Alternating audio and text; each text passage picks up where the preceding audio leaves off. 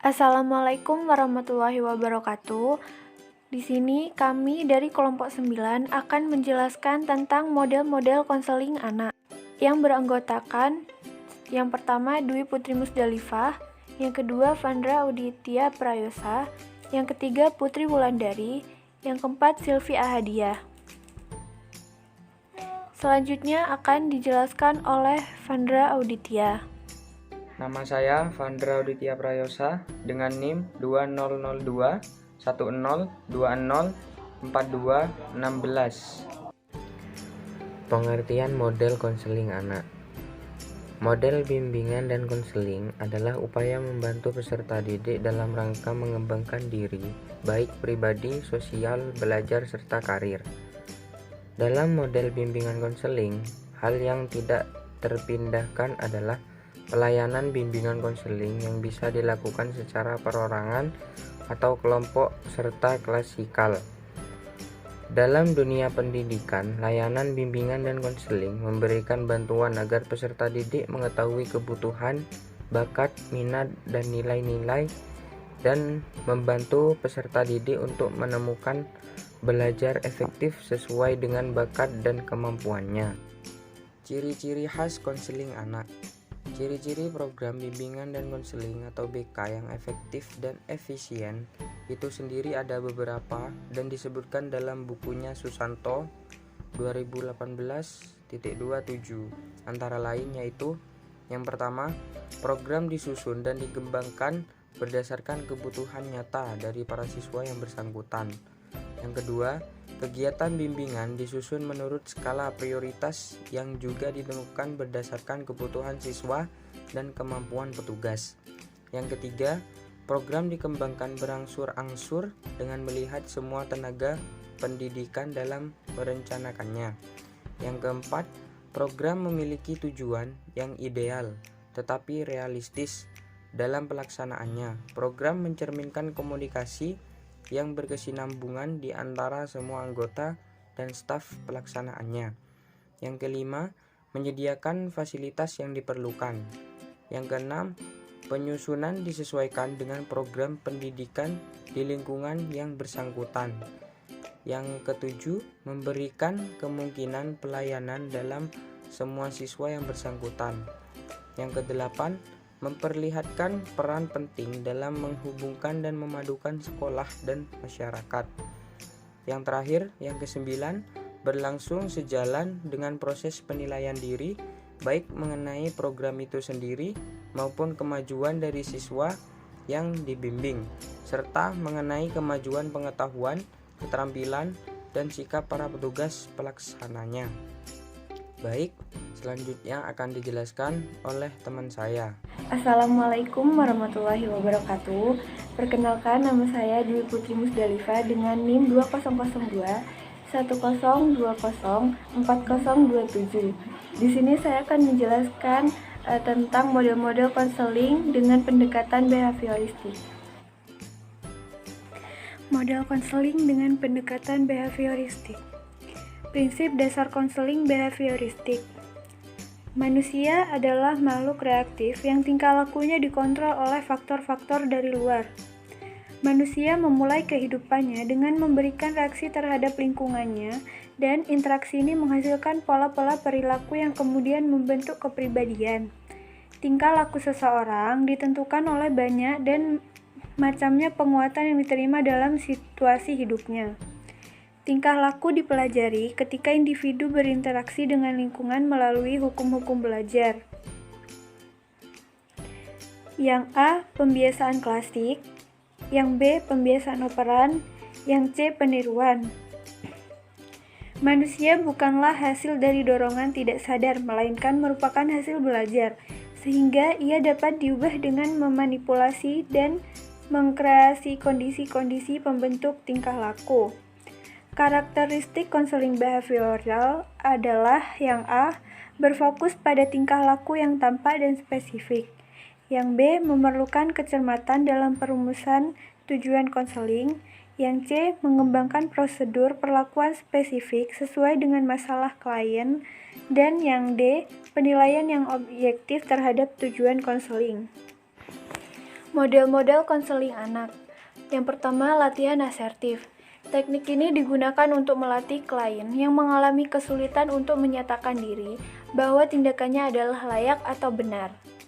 Nomor 2, desensitisasi sistematis. Desensitisasi sistematis merupakan teknik konseling behavioral yang memfokuskan bantuan untuk menenangkan klien dari ketegangan yang dialami dengan cara mengajarkan klien untuk rileks. Yang nomor 3, pengkondisian aversi. Teknik ini dapat digunakan untuk menghilangkan kebiasaan buruk. Teknik ini dimaksudkan untuk meningkatkan kepekaan klien agar mengamati respon pada stimulus yang disenanginya dengan kebalikan stimulus tersebut. Yang nomor 4, pembentukan tingkah laku model. Teknik ini dapat digunakan untuk membentuk tingkah laku baru pada klien dan memperkuat tingkah laku yang sudah terbentuk. Tujuan konseling behavioral. Tujuan konseling ini berorientasi pada pengubahan atau modifikasi perilaku konseli yang diantaranya menciptakan kondisi-kondisi baru bagi proses belajar. Yang kedua, penghapusan hasil belajar yang tidak adaptif. Yang ketiga, memberi pengalaman belajar yang adaptif namun belum dipelajari. Yang keempat, membantu konseli membuang respon-respon yang lama yang merusak diri atau maladaptif dan mempelajari respon-respon yang baru yang lebih sehat dan sesuai atau adjustif. Yang kelima, konseli belajar perilaku baru dan mengeliminasi perilaku yang maladaptif, memperkuat serta mempertahankan perilaku yang diinginkan. Tahap konseling behavioristik. Yang pertama yaitu ada assessment. Langkah awal yang bertujuan untuk mengeksplorasi dinamika, perkembangan klien, atau untuk mengungkapkan kesuksesan dan kegagalannya, kekuatan dan kelemahannya, pola hubungan interpersonal, tingkah laku penyesuaian, dan area masalahnya. Yang kedua ada goal setting, yaitu langkah untuk merumuskan tujuan konseling. Perumusan tujuan konseling dilakukan dengan tahapan sebagai berikut. Yang pertama, konselor dan klien mendefinisikan masalah yang dihadapi klien. Klien mengkhususkan perubahan positif yang dikehendaki sebagai hasil konseling. Konselor dan klien mendiskusikan tujuan yang telah ditetapkan klien. Yang pertama, apakah merupakan tujuan yang benar-benar dimiliki dan diinginkan klien? Apakah tujuan itu realistik? Yang ketiga, kemungkinan manfaatnya. Yang keempat, kemungkinan kerugiannya. Yang kelima, konselor dan klien membuat keputusan apakah melanjutkan konseling dengan menetapkan teknik yang akan dilaksanakan, mempertimbangkan kembali tujuan yang akan dicapai, atau melakukan referral.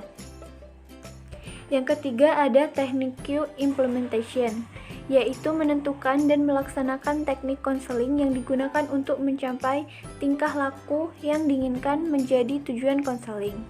Yang keempat ada evaluation termination, yaitu melakukan kegiatan penilaian apakah kegiatan konseling yang telah dilaksanakan mengarah dan mencapai hasil sesuai dengan tujuan konseling. Yang kelima ada feedback, yaitu memberikan dan menganalisis umpan balik untuk memperbaiki dan meningkatkan proses konseling. Peran konselor. Di sini, peran konselor behavioristik memiliki peran yang sangat penting dalam membantu klien. Wolf dalam Latipun 2010 mengemukakan peran yang harus dilakukan konselor, yaitu bersikap menerima, mencoba memahami klien, dan apa yang dikemukakan tanpa menilai atau mengkritik. Dalam hal ini, menciptakan iklim baik sangat penting untuk mempermudah melakukan modifikasi perilaku. Konselor lebih berperan sebagai guru yang membantu klien melakukan teknik-teknik modifikasi perilaku yang sesuai dengan masalah, tujuan yang hendak dicapai. Sedangkan Corey 2003.2205 menjelaskan bahwa konselor behavior memainkan peran aktif dan direktif dalam pemberian treatment, yakni konselor menerapkan pengetahuan ilmiah pada pencarian pemecahan-pemecahan bagi masalah klien. Perkenalkan, nama saya Putri Wulandari dengan NIM 20021020404130. Model konseling dengan pendekatan kognitif. Prinsip dasar konseling kognitif. Adapun menurut Jakawi 2006, prinsip-prinsip dalam konseling kognitif sebagai berikut. Yang pertama, harus didasarkan pada formulasi yang terus berkembang sehubungan permasalahan konseling dan konseptualisasi kognitif konseling. Yang kedua, harus didasarkan pada pemahaman yang sama antara konselor dan konseling terhadap permasalahan yang dihadapi konseling. Yang ketiga, memerlukan kolaborasi dan partisipasi aktif dari konseli dan konselor. Yang keempat, berorientasi pada tujuan dan berfokus pada permasalahan. Yang kelima, berfokus pada kejadian saat ini. Model-model konseling anak dengan pendekatan kognitif. Yang pertama, pendekatan mengingat. Pendekatan yang pertama dalam bimbingan konseling adalah pendekatan mengingat. Mengingat merupakan pendekatan yang ada dalam kognitif yang paling rendah tingkatannya, untuk mengkondisikan agar mengingat bisa menjadi bagian dari belajar, bisa menjadi bagian belajar yang bermakna. Tugas mengingat ini hendaknya selalu dikaitkan dengan aspek pengetahuan yang lebih luas, dan bukan menjadi suatu hal yang terlepas dari ingatan tersebut. Yang kedua, pendekatan memahami. Pendekatan yang kedua adalah memahami. Salah satu pendekatan yang harus Anda lakukan sebagai seorang konselor adalah mampu untuk memahami. Memahami dalam hal ini berarti mengerti dan paham akan apa yang sedang dialami dan solusi apa yang diinginkan oleh klien Anda. Yang ketiga, pendekatan menerapkan. Pendekatan yang selanjutnya adalah pendekatan yang bersifat menerapkan.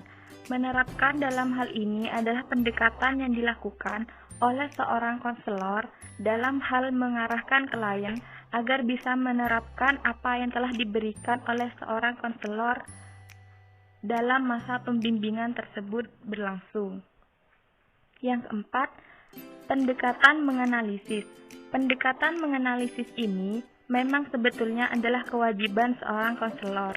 Namun ketika tahap pembimbingan sudah selesai, seorang klien diharapkan dapat menganalisis sendiri masalah yang terjadi dalam hidupnya, sesuai dengan bekal ilmu yang sudah diberikan oleh konselor kepadanya ketika masih saat melakukan konseling. Yang kelima, pendekatan orientasi. Pendekatan kognitif yang satu ini merupakan sebuah pendekatan yang dimaksudkan pada orientasi yang bertujuan dalam berfokus pada permasalahan yang ada. Dengan menggunakan pendekatan orientasi ini, maka diharapkan seorang konselor dengan klien dapat melakukan orientasi yang berfokus pada masalah yang sedang dialami oleh seorang klien tersebut, agar pembahasan atau fokus pembicaraan tidak mengarah ke semua arah. Yang keenam, pendekatan kolaborasi. Pendekatan lainnya dalam pendekatan kognitif yang ada adalah terapan lainnya adalah pendekatan kolaborasi.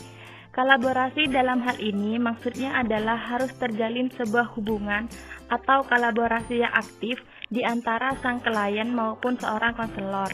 Apabila keduanya tidak melakukan kolaborasi yang aktif, maka bisa dipastikan konseling atau bimbingan tersebut tidak akan berlangsung dengan baik. Yang ketujuh, pendekatan edukasi. Pendekatan edukasi merupakan sebab pendekatan dalam pendekatan kognitif yang bertujuan untuk mengajarkan konseling bisa menjadi terapi bagi dirinya sendiri kelak. Jika proses bimbingan atau konseling dengan seorang konselor sudah selesai, serta bisa menekankan pencegahan terhadap masalah yang dihadapinya. Yang kedelapan, pendekatan yang berfokus pada masalah saat ini. Agar konseling atau bimbingan dapat berhasil dengan baik dan sesuai dengan yang diharapkan, maka seorang konseling dan konselor diharapkan dapat berfokus pada masalah atau kejadian yang sedang terjadi pada saat ini. Yang kesembilan, pendekatan yang terstruktur. Pendekatan yang terstruktur maksudnya adalah seorang konselor dan konseling mampu melakukan semua tahap dalam konseling atau bimbingan sesuai dengan struktur yang ada, atau melalui semua proses atau tahap agar hasilnya lebih maksimal. Yang ke-10, pendekatan keyakinan. Pendekatan yang satu ini menekankan bahwa konseling mampu meyakinkan dirinya tentang bimbingan atau konseling yang sedang dilakukan dapat berhasil dan dapat memberikan solusi atas masalah yang sedang dihadapinya. Yang ke-11, pendekatan formula. Pendekatan formula adalah pada saat melakukan konseling atau bimbingan, seorang konselor diharapkan dapat menerapkan formula yang terupdate dalam hal konseling, sehingga informasi dan solusi yang diberikan kepada seorang konseling juga merupakan solusi yang terupdate. Yang ke-12, pendekatan mengevaluasi. Pendekatan yang satu ini berarti klien harus mampu mengevaluasi dan mampu membuat pertimbangan berdasarkan pengalaman dan bekal ilmu yang sudah ada. Ketika seorang klien tersebut masih dibimbing oleh seorang konselor, sehingga dalam pengembalian keputusan diharapkan seorang klien dapat mengevaluasi kelemahan dan kelebihan dari solusi yang diambil. Yang terakhir, pendekatan mencipta. Pendekatan yang satu ini merupakan pendekatan yang paling diharapkan oleh para konselor agar bisa dilakukan oleh para kliennya, sehingga menghadapi suatu masalah. Dengan adanya pendekatan mencipta ini, diharapkan seorang klien bukan hanya bisa mengevaluasi dari hasil sebuah keputusan, namun mampu untuk menciptakan keputusan itu sendiri. Tujuan konseling kognitif. Tujuan dari konseling kognitif menurut Gurdjieff ada dua macam, yaitu pertama, mendemonstrasikan kepada klien bahwa berkata-kata pada diri sendiri adalah akibat adanya gangguan. Oleh karena itu, setiap klien harus mampu lari dan keluar dari gangguan itu, dan menolak semua ide-ide dan pemikiran yang tidak logis dari manusia. Selanjutnya, tujuan konseling kognitif adalah mengembangkan kesadaran klien dari seluruh hambatan yang diciptakan sendiri di dalam mengembangkan komunikasi dengan orang lain dan mengembangkan pola interaksi sosial sesuai dengan situasi dan kondisi serta mampu mengatur sikap hidup dirinya dengan baik dan dapat membina kontak sosial dengan baik. Nama saya Silvi Ahadia dengan NIM 200110204170. Pendekatan humanistik dalam konseling anak. Konsep teori belajar humanistik yaitu proses memanusiakan manusia, di mana seorang individu diharapkan dapat mengaktualisasikan diri. Artinya, manusia dapat menggali kemampuannya sendiri untuk diterapkan dalam lingkungan. Proses belajar humanistik memusatkan perhatian kepada diri peserta didik sehingga menitik beratkan kepada kebebasan individu. Teori humanistik menekankan kognitif dan efektif mempengaruhi proses. Kognitif adalah aspek penguasaan ilmu pengetahuan, sedangkan efektif adalah aspek sikap yang keduanya perlu dikembangkan dalam membangun individu. Belajar dianggap berhasil jika si pelajar memahami lingkungannya dan diri sendiri. Prinsip teori humanistik yang pertama yaitu manusia memiliki kemampuan alami untuk belajar. Yang kedua, belajar menjadi signifikan apabila apa yang dipelajari memiliki relevansi dengan keperluan mereka. Yang ketiga, belajar yang menyangkut perubahan di dalam persepsi mengenai dirinya. Yang keempat, tugas belajar dapat lebih diterima dan diasimilasikan apabila ancaman dari luar itu semakin kecil. Yang kelima, bila ancaman itu rendah, terdapat pengalaman siswa dalam memperoleh cara. Implementasi terhadap pembelajaran. Dalam teori humanistik, guru bertindak sebagai fasilitator, sehingga di sini guru mempunyai banyak tugas, di antaranya yang pertama, memberi perhatian dan motivasi. Yang kedua, membentuk untuk memperoleh dan memperjelas tujuan-tujuan perorangan di dalam kelas dan juga tujuan-tujuan kelompok yang bersifat umum. Yang ketiga, memahami karakteristik siswa. Yang keempat, mengatur dan menyediakan sumber-sumber untuk belajar. Yang kelima, dapat menyesuaikan dirinya bersama siswanya.